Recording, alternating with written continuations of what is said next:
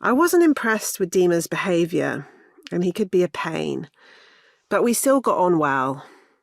Added to that was the problem that if I had broken off from him completely, I would not have known anyone in St. Petersburg, the city in which I was planning to spend a whole year. I made it clear that he needed to be faithful to his girlfriend and that we should be friends only. He just had to accept it. Если ты с ней, ты не со мной. If you are with her, you are not with me. And so it was that Dima and I continued an uneasy friendship. We were no longer in a romantic relationship, and I became good friends with his girlfriend and his family. At one point, he even visited me in England and stayed with my family in the southwest for a couple of weeks. We were doing a reasonable job of keeping things platonic, I thought. While he was in England, he had to visit the GP to get some antibiotics for a chest infection.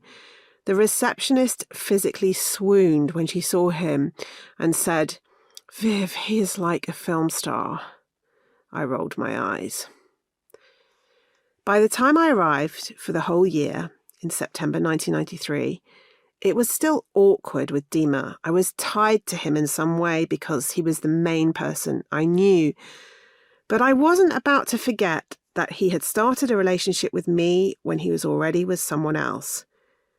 In turn, he was annoyed with me for having broken off the relationship over what he regarded as the minor detail of him having a girlfriend. We did not trust each other.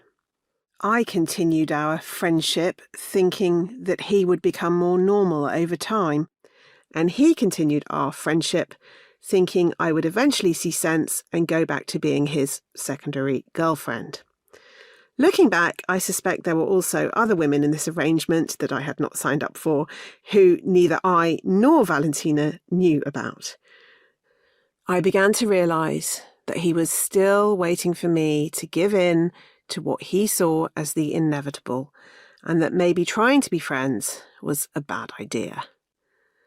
Unfortunately, by the time I caught on to this, a series of unforeseen events meant that I was already living in a 2-room flat with Dima and his entire family.